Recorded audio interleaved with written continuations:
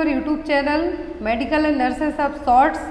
तो इस चैनल का नाम शॉर्ट्स इसलिए साथ में ऐड किया गया है और सेपरेट इसलिए ओपन किया गया है ताकि इसमें आपके अलग अलग छोटे छोटे टॉपिक को लेके डाउट्स हैं विद इन 5 और 6 मिनट में क्लियर किए जाएं, क्योंकि आपके एग्ज़ाम पर्पस और नॉर्मल वे में आपके नॉलेज के तौर पर भी आपको ज़रूरी होना बहुत ही ज़्यादा इम्पोर्टेंट रहेंगे। तो यहाँ पर एमनियोटिक फ्लूइड के बारे में आज का टॉपिक है एमनियोटिक फ्लूइड।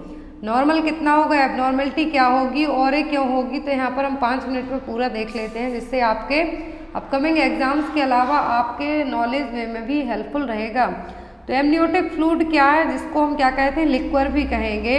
नॉर्मल कितना होता है, प्रेगनेंसी में कितना होगा, all over things.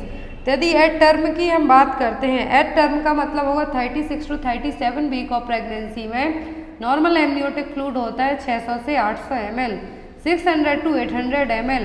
Maximum amount की बात करें हम तो मैक्सिमम वॉल्यूम होगा एमनियोटिक फ्लूइड का 1000 ml।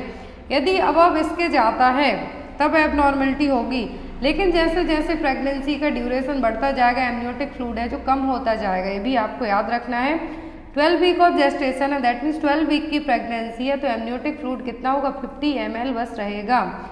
20 वीक का जेस्टेशन है तो एमनियोटिक फ्लूइड कितना होगा, 400 ml। 36 टू 38 वीक जो कि नॉर्मल टर्म प्रेगनेंसी कंसीडर की जाएगी तो 1 लीटर। इनकेस आपको एग्जाम में पूछा जाता है कि एमनियोटिक फ्लूइड का टर्म लेवल क्या है तो कितना होगा, 600 to 800 ml। Post maturity that means after 42 weeks of pregnancy, 42 weeks of gestational period हो गया है, तब क्या होने के चांसेस ज़्यादा होते हैं, ओलिगोहाइड्रोमनियस, तो जिसमें क्या होगा, एमनियोटिक फ्लूइड ओनली 200 ml ही बचेगा, वर्टिकल पूल है वो भी कम हो जाएगा। तो आई होप आपको ये चीज़ें क्लियर हो गई हो। तो नेक्स्ट पॉइंट यहाँ चीज़ें क्लियर हैं कि 600 से 800 ml, 600 to 800 ml amniotic fluid और जो नॉर्मल रिक्वायर है वो रहेगा। जैसे जैसे प्रेगनेंसी आफ्टर 37 वीक के बाद प्रेगनेंसी जाएगी आगे को, एमनियोटिक फ्लूइड का लेवल कम होता जाएगा।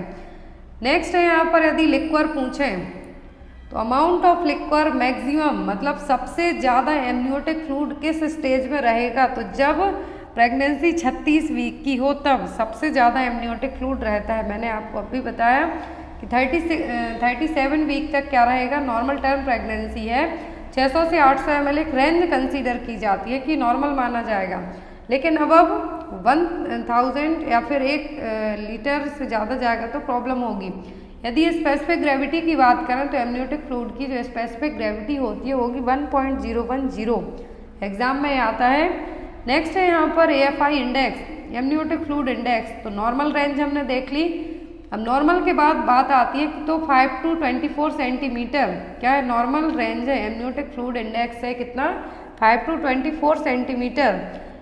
इवन यदि लेस देन 5 सेंटीमीटर, 5 सेंटीमीटर से कम जाती है रेंज तो क्या कहलाएगा, ओलिगोहाइड्रोमनियस। क्या कहलाएगा, ओलिगोहाइड्रोमनियस। दैट मीन्स 2000 ml से कम होता है एमनियोटिक फ्लूइड तो हम क्या कहेंगे, ओलिगोहाइड्रोमनियस।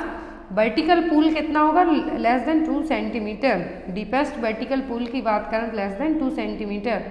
और यहाँ पर पॉलीहाइड्रोमनियस, पॉली का मतलब क्या होगा, ज़्यादा, एमनियोटिक फ्लूइड का लेवल ज़्यादा हो रहा है तो जो AFI इंडेक्स है एमनियोटिक फ्लूइड इंडेक्स से कितना हो जाएगा, मोर देन 24 सेंटीमीटर। तो जो डीपेस्ट वर्टिकल पूल है कितना होगा, मोर देन 8 सेंटीमीटर। यहाँ पर यदि लेस देन 2000 ml है तो ओलिगो का मतलब होता है कम और हाइड्रोमनियस का मतलब होता है एमनियोटिक फ्लूइड का लेवल कम होना।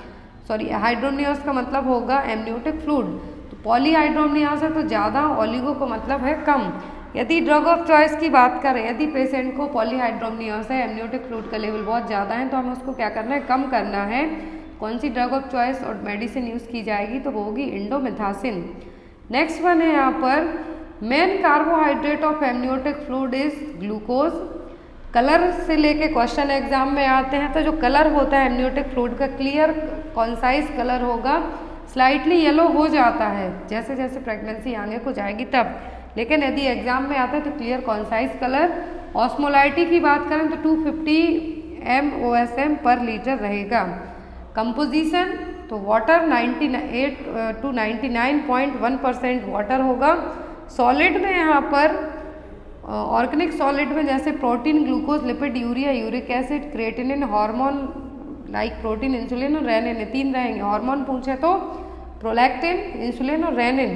ऑर्गेनिक कंटेंट एग्जाम में आते हैं आपको तो protein, glucose, lipid, urea, uric acid and creatinine. Inorganic solids पूछें तो सोडियम, पोटेशियम एंड क्लोराइड, ये क्या है, इनऑर्गेनिक कंपोनेंट्स हैं। अब हम बात करें कितना रहेगा, तो अभी हमने बात की कि एमनियोटिक फ्लूइड का जो लेवल है रहेगा, लेकिन ओरिजिन ऑफ एमनियोटिक फ्लूइड बनेगा कहाँ से, कैसे, तो इनिशियल प्रेगनेंसी, अर्ली प्रेगनेंसी में एमनियोटिक फ्लूइड बनेगा मैटरनल प्लाज्मा से, क्योंकि इस टाइम बेबी नहीं बनाएगा।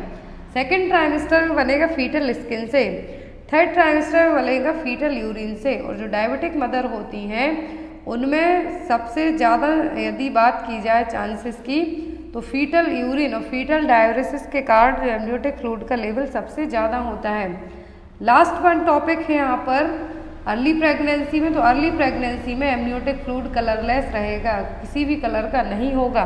Near term that means 36 to 37 week pregnancy है तो पेल स्ट्रॉ कलर हो सकता है due to presence of lanugo, जो बेबी के हेयर है, कुल स्मॉल हेयर है बॉडी पर, उनके कारण कैसा होगा, पेल स्ट्रॉ।